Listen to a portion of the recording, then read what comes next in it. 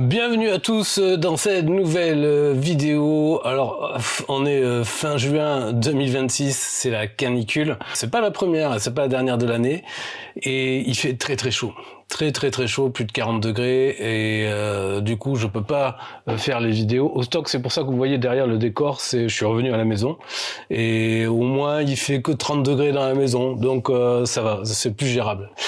Donc aujourd'hui, une petite vidéo, j'espère pas trop longue, pour vous parler. J'avais envie de vous montrer, de feuilleter avec vous l'exemplaire du magazine Byte, bien connu, un magazine américain dédié à l'informatique, un des premiers magazines d'informatique, mais pas le premier, et plus particulièrement le numéro 2, qui est sorti en octobre 1975. Alors pourquoi c'est intéressant? Parce que déjà c'est un des premiers magazines d'informatique.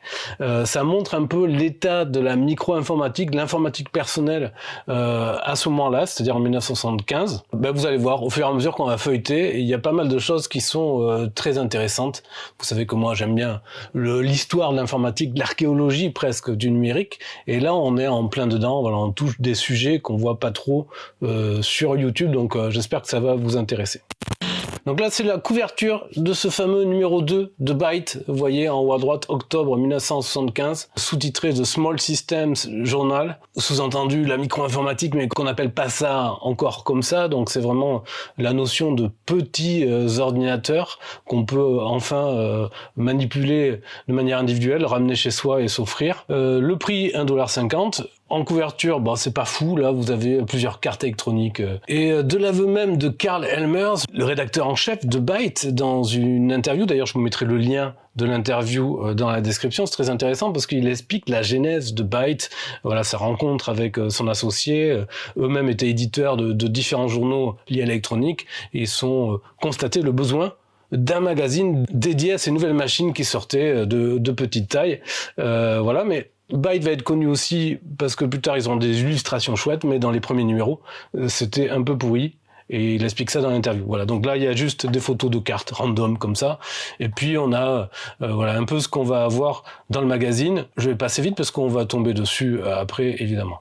Alors en première page, tout de suite, on tombe sur une publicité de SWTPC, Southwest Technical Products Corp, qu'on retrouvera plus tard, très prochainement d'ailleurs, parce qu'ils vont sortir leur propre ordinateur. Mais là, ils présentent une publicité pour le CT1024 Terminal System.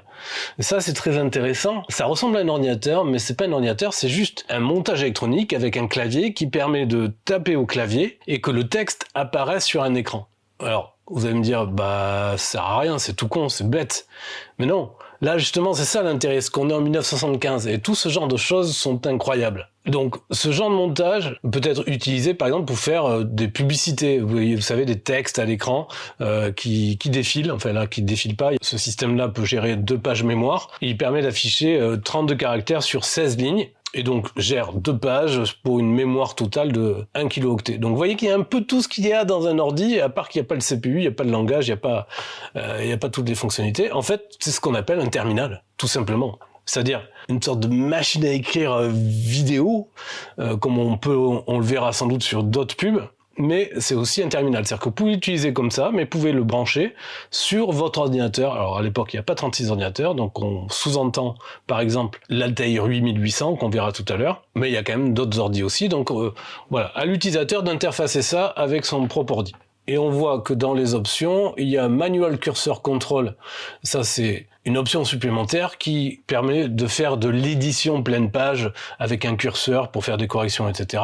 Vous avez l'interface série, l'interface parallèle, suivant l'ordi que vous avez, son interfaçage, etc. pour le brancher. Pour vous donner un ordre d'idée, si on regarde les prix, donc le CT1 Terminal System avec mémoire, en kit, ça coûte 175 $, c'est-à-dire 948 € en 2026, si on compte l'inflation, etc., les taux de conversion. Donc vous voyez que c'est pas donné, mais c'est le futur à la porte de chez vous. Donc page suivante, on a le sommaire, pareil, je vais pas trop y rester, pas la peine, puisque on va tomber dessus après. Et puis après, vous avez une publicité tout à fait énigmatique de Sphere System. Waouh, 3 petits points. Et on va à la page suivante. Et c'est Tomorrow's Computer Today. L'ordinateur de demain, aujourd'hui. Et donc là, il y a plein de promesses, on peut regarder les arguments, hein. It will, donc il fera, il vous donnera un avantage compétitif dans plein de professions liées aux ordinateurs. Il vous fera la compta et le travail d'inventaire pour beaucoup moins que tous les autres compétiteurs. Il accélérera votre éducation, votre expérience dans les sciences des ordinateurs en utilisant la version de base ou la version avec lecteur de disque. Alors là, c'est drôle, il surveillera et protégera votre maison ou votre business quand vous n'êtes pas là, en gros. Il maintiendra votre mailing list, fera donc la compta, votre CV, etc., etc. Vous offrira des nouveaux challenges bien après que vous ayez fini d'assembler le kit. Et là, on touche quelque chose d'important, c'est que en 1975, la plupart des gens qui achètent un ordinateur, déjà c'est en kit. La version montée existe, mais c'est beaucoup plus cher. Et c'est souvent des passionnés qui, voilà, le challenge c'est autant de monter la machine elle-même que de l'utiliser après. Et là, dans cette phrase-là, c'est bien résumé. Et il vous permettra d'utiliser la plus grande collection possible de soft et de périphériques possible aujourd'hui sur le marché des ordinateurs à bas prix comparé aux mini qui coûtent des centaines de milliers de dollars. Et surtout, and he won't break your bank, il ne cassera pas votre compte en banque. Alors il y a une flèche avec more, on regarde. Et là, bon, il y a voilà pour écrire et avoir plus d'informations, mais dessous, on a des détails sur voilà le système 1 ici avec 4 kilooctets. Donc c'est le Byte Computer, donc de la société Sphere, avec un terminal TV, donc un écran, un clavier et un moniteur en ROM. Ça coûte $650 si vous l'achetez avant le 30 septembre, ce qui est bizarre d'ailleurs parce que c'est le numéro d'octobre de Byte, et 860 si vous achetez après le 30 septembre. Alors $860, c'est 4658 € en 2026. C'est énorme, c'est méga cher. Et ça, c'est les versions kit, hein, c'est à monter vous-même. Si vous voulez le système 2, il rajoute l'interface cassette. Donc avec le système 1, vous avez tout, vous pouvez programmer, faire votre truc, etc. Alors pas en basique, hein. Là il n'y a pas de basique, c'est ROM monitor, donc c'est en langage machine à la limite. Enfin en tout cas vous pouvez voir ce qu'il y a dans la mémoire et mettre des valeurs dans certains emplacements mémoire, mais il y a pas d'assembleur par exemple, il n'y a pas de basique, etc. Là on est en 75, enfin on verra ça existe, mais sur d'autres machines. Donc le système 2, lui, il vous propose l'interface cassette parce qu'avec le système 1, vous pouvez faire des programmes mais vous pouvez pas sauvegarder. Il faut une carte supplémentaire qui gère justement l'interfaçage entre l'ordinateur et le magnétophone pour pouvoir sauvegarder et charger les programmes. Le système 3, lui, a 20 kilooctets, ce qui est énorme pour l'époque. Vous avez tout du système 2, plus un langage basique intégré, et ça, c'est waouh. Enfin, je veux dire, le Sphere Computer, vous allez voir les autres pubs à la suite, et puis on va en reparler parce qu'il y a un autre article qui en parle, mais c'est du lourd. Mais le prix là, $1765, c'est 9560 € d'aujourd'hui. C'est énorme, c'est très très cher. Qu'est-ce que c'est cher. Ouh là là là là. Et alors dessous, vous avez des new features, donc des options. Vous pouvez acheter un light pen, donc un stylo optique. Donc vous voyez que ça existe depuis longtemps, hein. C'est pas le TO7 qui l'a inventé, évidemment, ça existe depuis plus longtemps sur les machines plus grosses.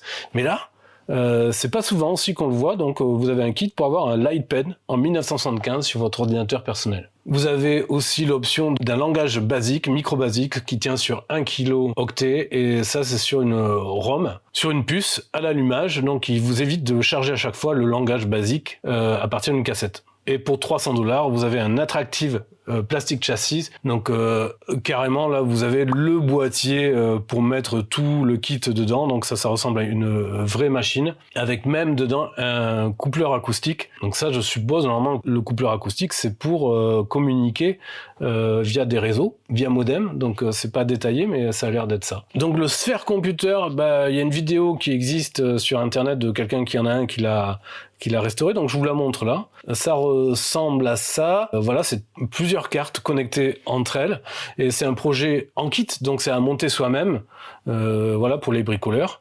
Mais il y a une version qui existe où tout est intégré avec le boîtier joli, etc. Donc ça, c'est pas très connu, le Sphere Computer, mais c'est un des premiers ordinateurs individuels disponibles. Très très intéressant.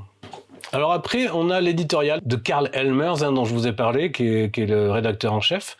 Et en gros, son éditorial, il parle de l'idée, du concept de créer son propre synthétiseur vocal pour les ordinateurs personnels. Alors il y a beaucoup de machines à ce moment-là qui sont basées sur le Intel 8008, donc le successeur du 4004, et le 8008 donc est sorti en 1972, là on est en 1975, donc les premiers ordinateurs sont pas mal basés dessus, en tout cas on va en voir quelques-uns qui sont basés dessus, et les articles souvent parlent de projets autour du 8008. L'Altaïr, par exemple, lui est basé sur le nouveau Intel 8080, donc qui est le follow-up, qui est l'amélioration du 8008, mais qui coûte beaucoup plus cher. Le 8008 était une solution un peu complexe à mettre en place, mais pas très cher. On reparlera des microprocesseurs tout à l'heure, parce que c'est intéressant justement. Là, on est en pleine bataille des microprocesseurs entre le 8008, le 8080 donc d'Intel, le 6800 de Motorola, le Z80 qui est pas encore sorti, et le 6502 de MOS qui lui va bientôt sortir.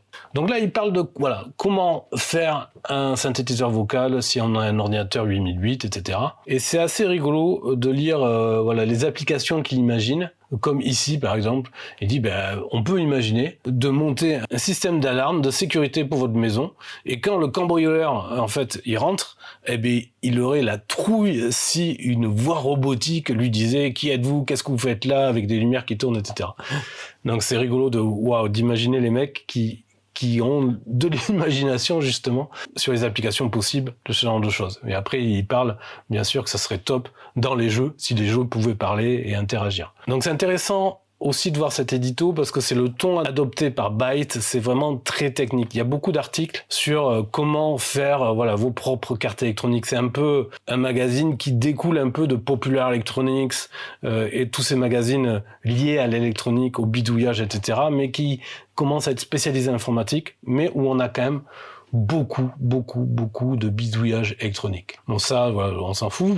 Bien sûr, je vous mettrai le lien du magazine dans la description, donc comme ça vous pouvez le feuilleter vous-même, et les articles dont je parle pas, vous pouvez aller les lire si ça vous intéresse, regardez plus en détail des trucs. Pas de problème, mais je vais pas tout détailler. Là, on tombe sur un truc intéressant, qui est une pub de RGS Electronics, et qui propose plusieurs choses, notamment une alimentation, pour bidouiller, faire ses montages, etc. Mais dessous, là, on voit qu'il y a une pub pour un microcomputer kit, donc un ordinateur. Oui, le 008A, lui aussi basé sur un 8008, avec 1 kilooctet de mémoire. Donc vous avez le x8, là, ça veut pas dire que c'est 8 fois 1 kilooctet, c'est que c'est 1000 fois des mots de 8 bits, donc un octet. Donc c'est 1 kilo-octet. La mémoire peut être étendue. Le kit inclut les manuels avec les schémas pour le monter, parce que c'est un kit, des instructions pour programmer et des suggestions, sans doute, de programmation. Toutes les puces sont fournies, évidemment, à part le cabinet, donc le boîtier, on va dire, c'est à vous faire un boîtier en bois ou en ce que vous voulez. Les fusibles et le hardware, j'imagine c'est tout ce qu'il y a autour. Vous avez les cartes électroniques et toutes les puces à souder dessus pour que ça marche au final. Donc ça coûte $375 en kit, c'est-à-dire 2000 € d'aujourd'hui, de 2026. Et le manuel coûte $25, donc le manuel seulement. Pour ceux qui voudraient acheter que le manuel, peut-être, je sais pas. Et dessous, vous avez des options aussi, le 008AK pour keyboard, donc ça c'est un clavier ASCII, et puis l'adaptateur cassette audio, l'interface pour pouvoir sauvegarder ses programmes, lui aussi 008AC à $100. Donc très intéressant là parce que on a des publicités d'ordinateurs qui sont très peu documentées. Là, on est en 1975, on a déjà croisé le Sphere Computer, et là, on a un 008A microcomputer de RGS Electronics. C'est très intéressant. Alors après, on a le courrier des lecteurs. Je passe vite, c'est pas grave. Je vous laisserai lire ça si vous êtes intéressé. Et hop, on tombe sur une nouvelle publicité pour un autre ordinateur obscur, le Selby 8B. Alors, vous voyez, si vous croyiez que en 1975, il n'y avait par exemple que l'Altaïr, c'est faux. Et il y a plein d'autres machines, en fait, dont on parle pas souvent. Alors, le Selby 8B, lui, il est là depuis un moment, en fait. Alors, Selby, c'est un acronyme pour Scientific Electronic Biology. Ne me demandez pas pourquoi. C'est dirigé par Nat Wadsworth, un précurseur, qui a développé cet ordinateur-là, le Selby 8B. Donc, waouh, on a affaire à un autre ordinateur qui n'est pas l'Altaïr, qui est précurseur, qui est presque contemporain du Micral français. On retrouve les switches en façade pour rentrer les données en binaire. Voilà, là, les adresses d'abord, après les données et les instructions, dans les bons emplacements mémoire. Alors, dans cette vidéo, je peux pas trop détailler, je vais pas regarder pendant des heures le Selby, mais il le mériterait. Il existe une ou deux vidéos aussi sur Internet de gens qui ont retapé des Selby et on les voit en fonctionnement. C'est très intéressant. Voilà, ça, c'est des choses qui me passionnent. Chaque ordinateur là dont on vient de parler mériterait de faire une vidéo dédiée et je le ferai peut-être, même si j'ai pas ces machines-là. Je peux détailler ce qui se passe si ça vous intéresse. Alors là, leur argument, c'est quelle machine électronique peut être utilisée, contrôlée pour faire tous ces types de services. Et là, il y a une liste d'arguments, de choses que tu peux faire avec le Selby et qui sont incroyables. Donc normalement, c'est des choses qui, voilà, quand elles sont listées, ça doit vous faire tilt et vous dire j'en veux un. Donc premier truc, c'est envoyer du code Morse, comme c'était l'argument numéro 1.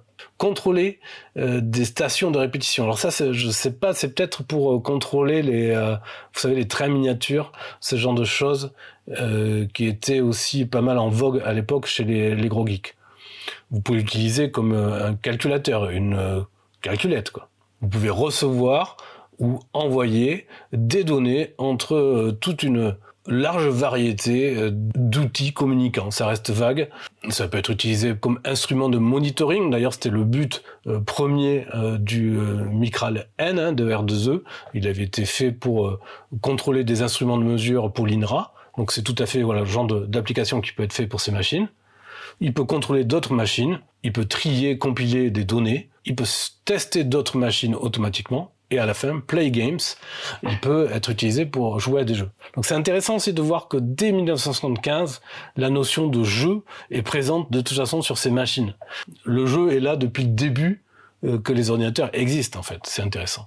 Il y a d'abord eu le Selby 8H en 1974, puis le 8B un peu plus tard, fin 1974, début 1975. Donc là, ils disent bien la compagnie qui a été pionnière dans la production de petits ordinateurs, avec le populaire Selby 8H, aujourd'hui vous présente le Selby 8B avec des capacités accrues. Comme le Selby 8H, le Selby 8B est construit autour du Amazing CPU on a chip 8008 de Intel, qui a révolutionné le monde de l'électronique. Cependant, le New Selby 8B offre plus de mémoire. Donc il peut être étendu à 16 kilo-octets par exemple, pour la RAM ou la ROM. On voit qu'il a la possibilité de décoder des données sur 8 sorties et 6 entrées, des ports d'entrée, ce qui est pas mal pour l'époque. Et ils promettent plein de cartes d'extension, par exemple une interface qui transforme un oscilloscope. Donc ça, c'est pratique parce que tous les bidouilleurs, ils ont des oscilloscopes là pour faire les kits, etc. chez eux. Into an alphanumeric display system. Donc ça, c'est très intéressant. Ça veut dire que tu transformes ton oscilloscope, un truc que tu as chez toi, en affichage alphanumérique. En gros, ça devient l'écran de ton ordinateur. Ça, je l'ai pas souvent vu en application ou en vidéo. Mais à l'époque, un moniteur d'ordinateur ou même une télé et une interface pour brancher ton ordinateur sur une télé, ça coûte très très cher. Alors que l'oscilloscope, tous les bricoleurs, ils l'ont chez eux. Donc cette interface existe. Et bien sûr, interface cassette, clavier, etc. Et ils disent aussi toute une sélection de software qui sont prêts à être utilisés avec le Selby 8B, incluant donc des éditeurs, des assembleurs, des programmes pour calculer, des routines générales de input-output, donc de communication. Et donc, à la fin, là, vous voyez que vous avez plusieurs versions. Donc, une version à $259, une autre version complète, toujours en kit et tout ça, avec 1 K de mémoire, ça c'est $499. Et puis, vous avez une version assemblée et testée. Donc là, vous n'avez rien à faire, avec 4 kilo-octets de mémoire, donc ce qui est énorme, pour $849, ce qui représente 4600 € en 2026. Donc une fortune quand même. Donc voilà, ça c'était le Selby Computer, Selby 8B, le successeur du Selby 8H. Et puis Selby était spécialisé aussi dans la documentation, les livres, etc. pour que les gens apprennent. Donc là, c'est apprendre à programmer en langage machine pour le 8008. Et vous avez toujours la continuité de la pub Selby pour ce genre de documentation. Ok, on fait juste une petite pause sponsor PCBWay pour remercier de me soutenir dans mon travail et dans mes vidéos. Et vous savez que j'aime pas juste faire de la pub comme ça, j'aime bien tester, voir ce qu'il y a en rapport avec la vidéo qu'on est en train de faire. Donc sur PCBWay, moi la partie que je préfère, en tout cas, où on trouve des choses rigolotes, c'est Shared Project, donc c'est des projets partagés de ceux qui ont fait des trucs sur PCBWay, qui les mettent en dépôt et ils touchent une commission quand il y a des gens qui achètent directement par cette section-là. On peut chercher des choses en rapport avec l'Altair ou les clones. Par exemple, j'en ai pas parlé dans la vidéo, mais l'IMSAI, c'est un ordinateur qui est une sorte de clone de l'Altair. L'Altair 8800, IMSAI, ils ont sorti leur ordinateur IMSAI 8080, qui est pratiquement la même chose. Et là, on voit qu'il y a un projet que vous pouvez commander directement dans PCBWay, la carte électronique, mais bon, il n'y a pas grand-chose à mettre dessus apparemment. Et donc ça, apparemment, c'est une mini-version de l'IMSAI 8080, donc en gros de l'Altair 8800, utilisant un microcontrôleur ATT INY 814 et quelques shift registers, des LED et des switches. Et là, le concepteur, il a mis une petite vidéo YouTube de comment ça fonctionne et ça a l'air rigolo quand même, on peut faire des petits trucs avec. Voilà. Bon, c'était un exemple, je voulais vous montrer ça.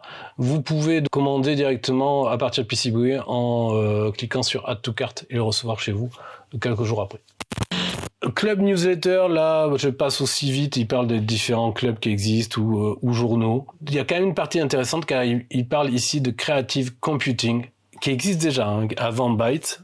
On avait fait un épisode sur un numéro de Creative Computing, c'était très intéressant, j'aimerais bien d'ailleurs continuer à faire. Et donc il parle du rédacteur en chef, David Hall, qui est un énorme personnage très important dans le milieu, puisque avant d'éditer Creative Computing, il éditait la newsletter Edu de la société DEC, donc ceux qui faisaient les PDP.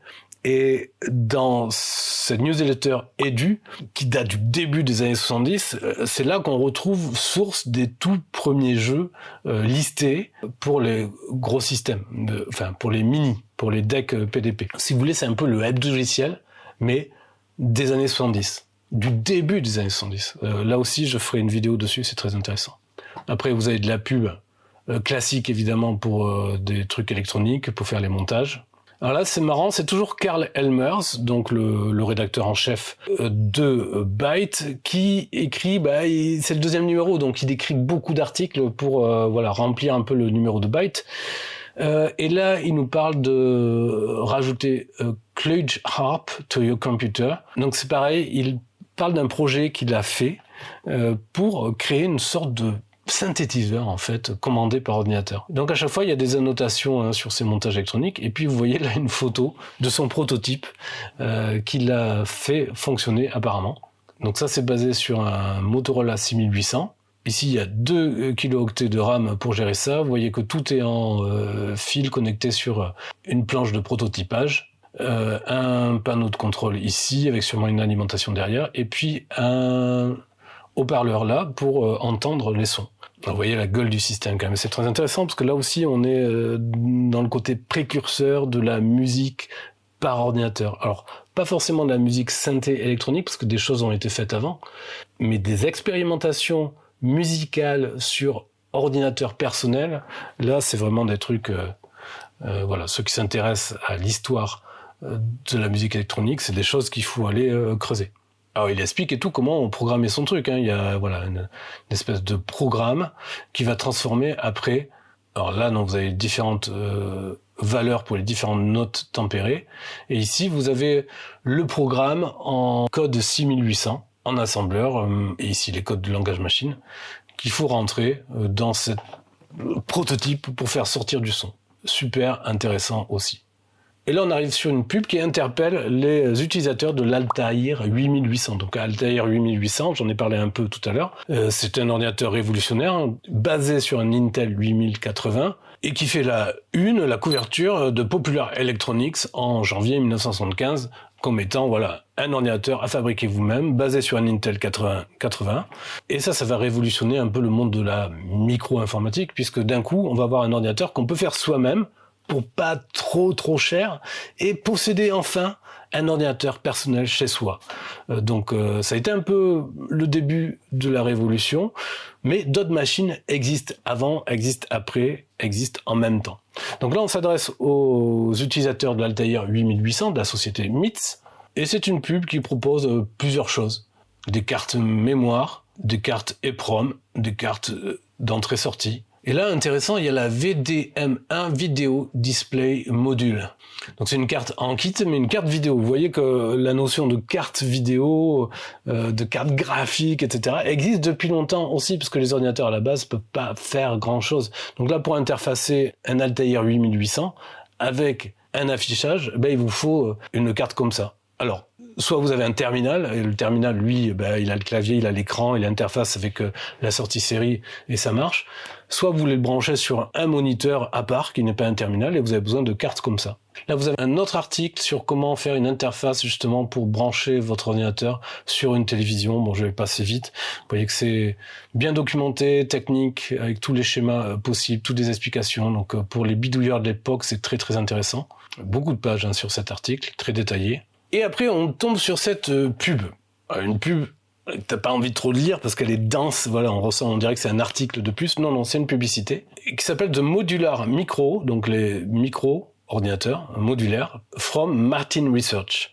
Donc Martin Research, c'est une boîte de Chicago. Et quand on zoome, qu'on essaie de lire, on comprend que ce sont des ordinateurs, des micro-ordinateurs. Vous voyez, là, on voit l'image ici sous forme de carte avec un petit clavier hexadécimal, comme on en retrouvera pas mal par la suite. Mais là, c'est intéressant parce que ça fait partie des découvertes qu'on fait en feuilletant le magazine d'ordinateurs qui sont complètement non documentés ou très peu cités dans les recherches. Donc, je vous laisserai lire le reste, mais si on regarde ici le Mike 303A, lui, il a une carte mère avec un Intel 8080, donc qui est le top du top qui vient de sortir, enfin qui est dispo depuis pas longtemps, mais qui est assez cher. Il a un clavier donc hexadécimal et un affichage. On devine ici 1, 2, 3, 4, 5 peut-être ou 6 afficheurs pour afficher les lettres et les chiffres en hexadécimal. Donc il y a la ROM et la RAM. En fait, il y a 3 cartes. Donc il y a, vous voyez là, 1, 2, 3, même 4. 4 cartes les unes sur les autres.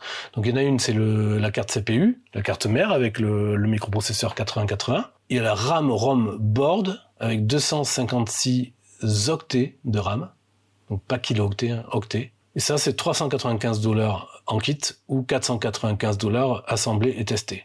Et puis on a le Mike 203A, donc est plutôt la version inférieure, avec l'Intel 8008, donc est plus simple, moins rapide, pareil avec les différentes cartes. Donc ça, c'est $270 en kit, $345 assemblé et testé. Et vous avez des options pour rajouter plus de RAM. Voilà, alors c'est marrant de tomber sur des publicités comme ça de Mike Family, d'ordinateurs dont on n'avait jamais entendu parler.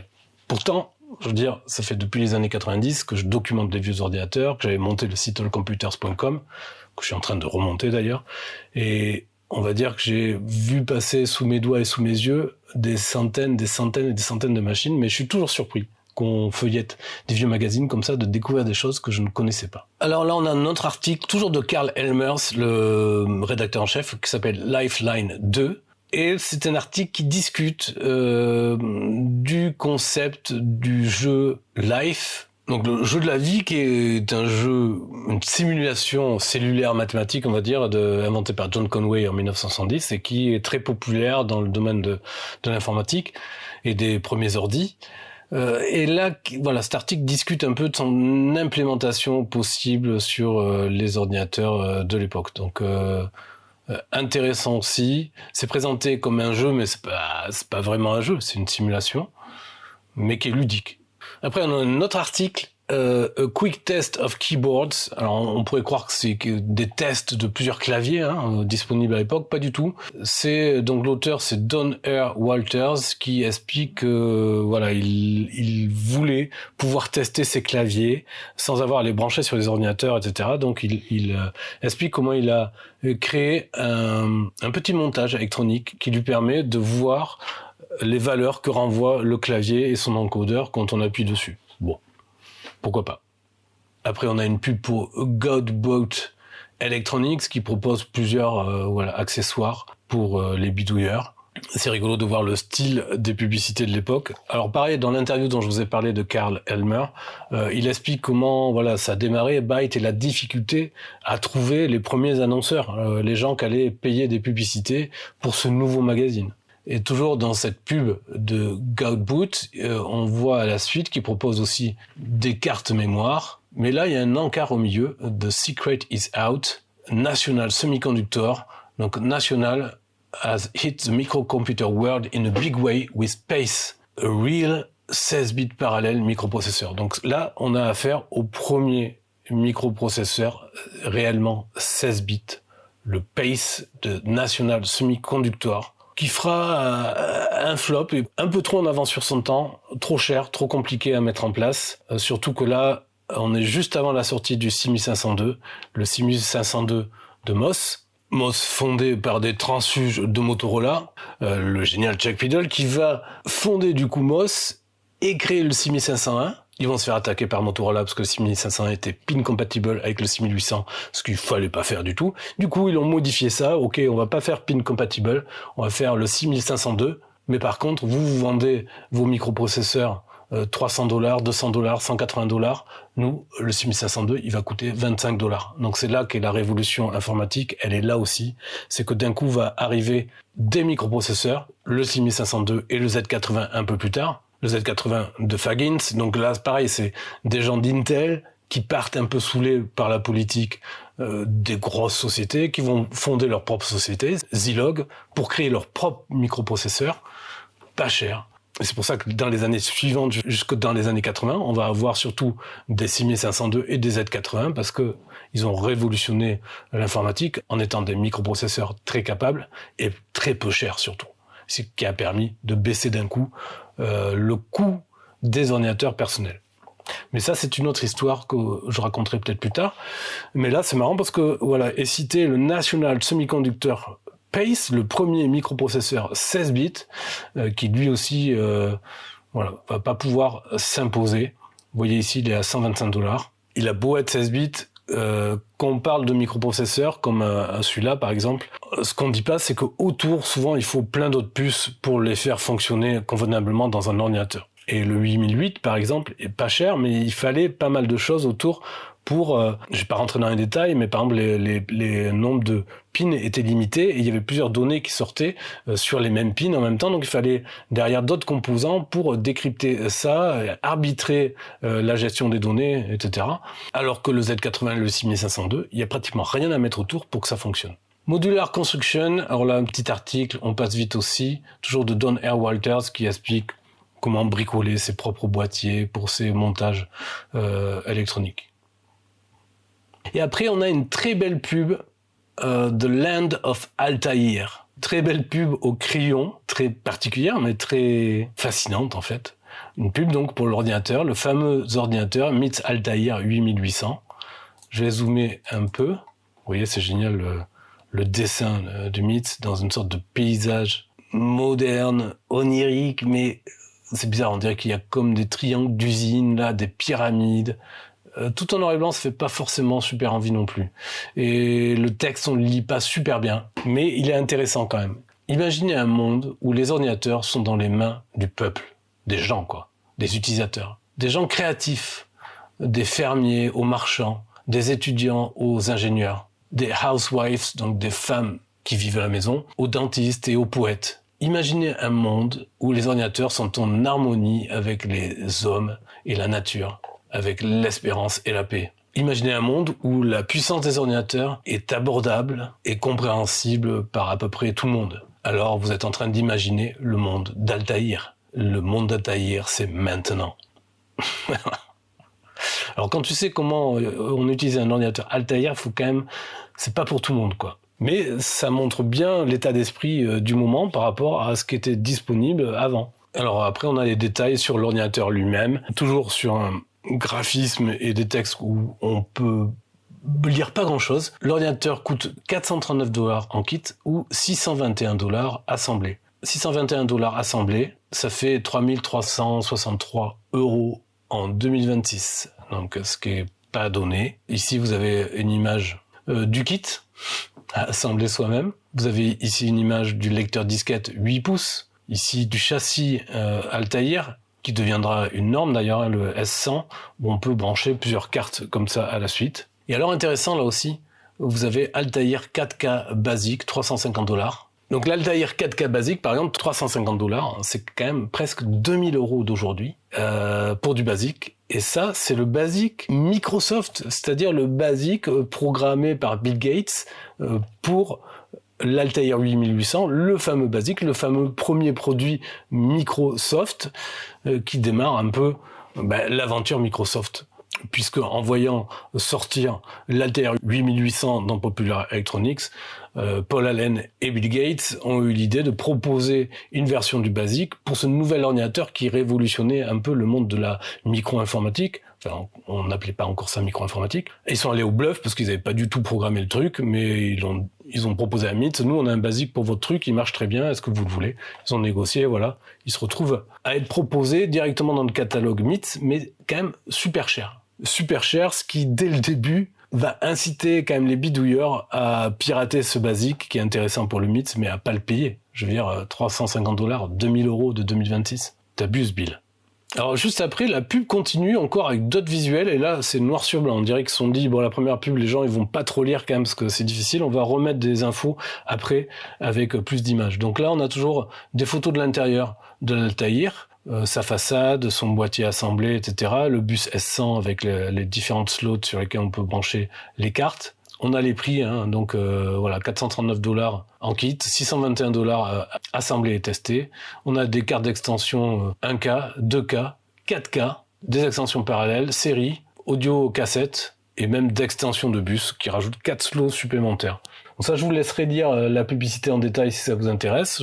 Comme je vous rappelle, hein, je mets le lien dans la description. Ça, c'est une publicité pour s'abonner à Byte. Un article de Hal Chamberlain pour rajouter une pile au microprocesseur 8008, alors pas une pile électrique, une pile de données. Parce que le 8080 d'Intel, qui fait suite au 8008, rajoute pas mal de choses intéressantes, mais surtout une pile intégrée au microprocesseur. Et donc le 8008, il a pas ça. Et là, l'article explique comment rattraper le coup pour quand même rajouter une pile à ce microprocesseur avec des montages électroniques. Bon, ça, pareil, pour les bidouilleurs, c'est super intéressant. Après, on a une pub pour des appareils électroniques de Hickok. Un article de Richard Gardner qui s'appelle The Shadow, Buck Rogers and the Home Computer. Et je vais pas trop rentrer dans les détails non plus, mais c'est intéressant parce que il explique, voilà, plein d'idées les ordinateurs arrivent, on se pose la question de à quoi il peut être utilisé dans le foyer, et là il lance plein d'idées, en fait, plein de choses qui peuvent être faites avec l'ordinateur. Alors c'est marrant parce que le thème de la sécurité revient quand même, hein. Vous pouvez monitorer par exemple l'ouverture et la fermeture des portes et des fenêtres, et automatiquement téléphoner à la police avec un message enregistré pendant que vous êtes pas là, en fait, que vous n'êtes pas à la maison. Il y a plein d'idées farfelues, c'est assez drôle à lire. Ah, et là, c'est l'article que j'ai préféré, sur lequel je suis tombé, qui m'a vraiment donné envie de faire cette vidéo sur le numéro 2 de Byte. C'est un article donc de Karl Elmers, hein, le rédacteur en chef, qui s'appelle « Are They Real ?»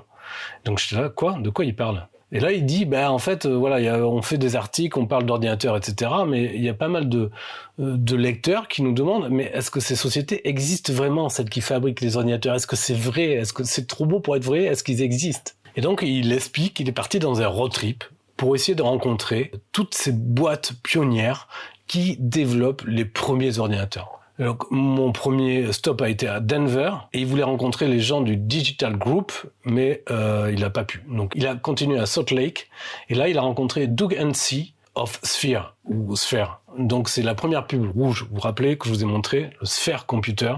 Et donc là, c'est génial, parce que vous voyez en bas, là, c'est le quartier général de Sphere, à Bountiful, dans l'Utah. Et là, le mec qu'on voit, c'est Michael Wise, le président de Sphere. C'est les nouveaux bureaux de Sphere, et la production des ordinateurs va se passer dans le bâtiment arrière. Vous voyez, le truc, c'est génial, on est en 1975, les mecs produisent les premiers ordi, regardez la taille du bâtiment, c'est complètement artisanal, c'est juste génial. Donc il dit qu'il rencontre Doug Hensey, voilà, à Bountiful, c'est un petit bâtiment, et j'ai le pressentiment qu'ils vont bientôt dépasser les possibilités de ce bâtiment.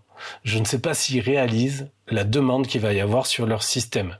Donc c'est marrant la réflexion du rédacteur qui se dit waouh, mais ils se rendent pas compte en fait parce qu'ils vont en vendre des trucs, là c'est trop petit. Ils avaient un prototype qu'ils m'ont montré et ça avait l'air bien. Il y avait quelques glitches, quelques problèmes bien sûr, mais ils avaient l'air d'avoir ça bien en main et ils espéraient partir en production très bientôt. Donc c'est génial. Quand je dis que c'est artisanal, là on est vraiment dans du délire quand même. Les gens, ils montent des ordinateurs, ils font des pubs pour un truc qu'ils n'ont pas encore prêt, mais qu'ils espèrent produire bientôt. Leur prototype marche plus ou moins, mais ils sont confiants. Le système est basé sur un Motorola 6800. Il y a une ROM dedans pour le bootloader, mais ils espèrent bientôt avoir une ROM dedans pour insérer un BASIC. Et voilà, et là on a une photo de Mike qui est en train de démontrer le prototype du système Sphere, qui est sur 3 cartes, là. Le clavier générateur de caractères, le CPU et la carte mémoire. Et les 3 sont reliés, vous voyez, par des nappes comme ça. Et il y a une sortie vidéo qui part sur un tout petit écran. Ces photos, c'est génial. Et là, vous avez une autre photo de Mike à côté, avec une version du Sphere Computer, mais intégrée dans le boîtier. Donc avec l'écran intégré, un boîtier complet, le clavier, etc. Ça a de la gueule. Donc c'est génial. Là, on lit. Leur plan, en fait, c'est de monter une chaîne de production à l'arrière du bâtiment et avoir les premiers kits disponibles en octobre. C'est-à-dire au moment où ce numéro de byte est édité. Ça va pas être simple, mais je serais pas surpris qu'ils y arrivent parce qu'ils sont très déterminés.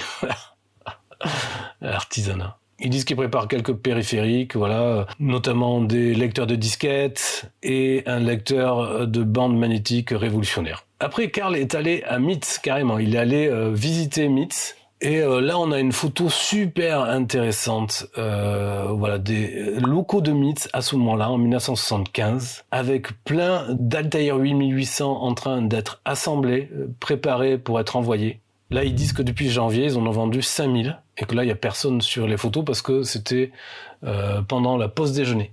Mais que normalement, il y a plein de monde qui monte ça. Ils parlent là du BASIC, donc de Microsoft, mais qu'on ne cite pas encore parce qu'ils ne sont pas connus. Ils proposent donc le BASIC et sont bientôt en mesure de délivrer un Extended BASIC. Ils ont chargé le BASIC dans un des Altair pour moi et après, ils ont chargé une cassette du jeu Hammurabi. Ils m'ont laissé assis et ils m'ont laissé essayer le jeu et j'ai tué toute une population entière d'un pays mythique et je suis devenu instantanément addict aux jeux sur ordinateur. Donc ça, cette phrase, je la trouve géniale. Vous avez dans 4 phrases là plein de trucs mythiques. MITS Altair, 1975. Une photo de la chaîne de production. L'évocation du BASIC de Bill Gates et Paul Allen. Le chargement d'un jeu en BASIC, donc d'abord le BASIC, puis après tu charges le jeu Hammurabi. Hammurabi qui est un vieux jeu disponible déjà sur les gros systèmes de gestion de royaumes. C'est un peu le père de tous ces jeux-là de stratégie de gestion de pays. Un peu le père de SimCity, si vous voulez. Et le mec, il joue à Hammurabi pour la première fois, sans doute, sur une de ses machines, et tout de suite, il devient accro aux jeux vidéo sur ordinateur. C'est excellent. Ça me fait trop kiffer. Et du coup, il dit, j'ai tout de suite commandé un Altair 8800 pour moi, avec assez de mémoire pour pouvoir jouer au jeu Star Trek, qui est un autre grand classique des jeux vidéo sur ordinateur de cette époque. Je le voulais tout de suite, mais non, en fait, il fallait que j'attende de passer derrière tous les autres clients qui ont déjà commandé. Donc ça, ce passage est excellent. Après, il dit qu'il a parlé avec Ed Roberts, le président de MITS, et qu'il a découvert que les rumeurs à propos d'un nouvel ordinateur chez MITS, mais cette fois basé non pas sur l'Intel 8080, mais sur le Motorola 6800, pour rappel, le microprocesseur en vogue du moment, était beaucoup plus qu'une rumeur. et qui va bientôt sortir. Et là, il dit, avec Sphere et MITS qui produisent des ordinateurs à base de 6800, il se dit que Motorola fait bien son boulot quand même, que les commerciaux sont bien allés voir les différentes boîtes susceptibles de produire des machines, leur ont insisté, vendu leur truc, leur microprocesseur 6800. Tout ça va s'écrouler avec la sortie du 6502, je vous le rappelle, parce que le 6800 est quand même assez cher. Après, il dit qu'il est à partir de là, de New Mexico, il est parti vers San Antonio et il a fait une visite courte à Southwest Technical Products, donc SWTPC. Vous savez, c'est la première pub qu'on a vue sur le terminal vidéo. Et que là, il a discuté avec les dirigeants et qu'ils lui ont expliqué qu'ils allaient bientôt sortir un ordinateur. Parce qu'eux, ils sont connus pour plein de trucs de hi-fi, de kits électroniques, d'accessoires, comme le terminal vidéo, etc. Mais en fait, ils avaient en préparation là un ordinateur qui va bientôt sortir et qui est lui aussi basé sur le Motorola 6800. Et justement, le SWTPC 6800, c'est un ordinateur qui va marquer son temps, ce moment-là, cette époque-là. On en reparlera peut-être plus tard, mais là, on est en face de la genèse de cette machine, donc c'est excellent. Et du coup, d'avoir une réflexion où il dit que c'est des temps excitants dans le monde du business des microprocesseurs avec des nouveaux systèmes, donc nouveaux ordinateurs qui sortent tous les mois. Donc pour eux, c'est complètement nouveau, c'est la révolution commence. Avec Sphere, MITS, SWTP, qui en fait sortent des nouveaux systèmes, mais qui sont juste les précurseurs de ce qui va arriver. Donc ça, c'était vraiment un super article. Après, on a un Noval Assembler Ford 8008 microprocesseur. Donc je vais passer vite, mais là, il discute de la possibilité de comment créer un assembleur pour le processeur Intel 8008. Un assembleur, ça permet de programmer avec des mnémoniques des sortes d'instructions au lieu de rentrer directement des chiffres auxquels on ne comprend rien. On associe, chaque chiffre correspond à une instruction qui s'écrit avec des lettres, et donc on peut programmer en assembleur comme ça, et après avec des programmes, on va convertir ces instructions-là comptables et qui sont plus compréhensibles en nombres, en chiffres directement compréhensibles par l'ordinateur. Donc c'est de ça que discute cet article. Alors là aussi un article très intéressant, toujours de Karl, comment construire une interface graphique sur un oscilloscope.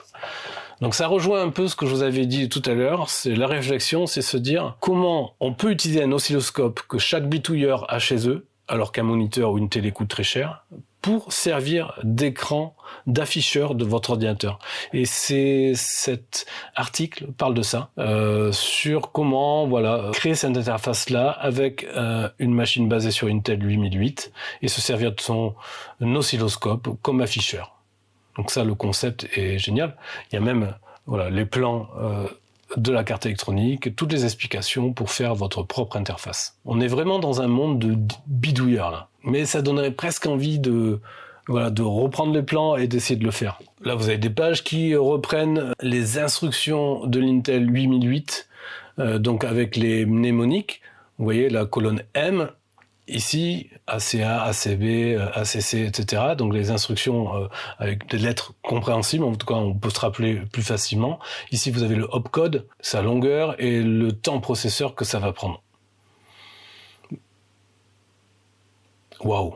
Une autre pub pour des cartes mémoire pour l'Altair, 8 kilo-octets pour $600. Et là, on arrive à la fin du magazine et on a plein de publicités pour des appareils électroniques, des extensions, des trucs pour bidouiller, des claviers, des boîtiers d'écran pour des écrans CRT 12 pouces, des composants électroniques en tout genre,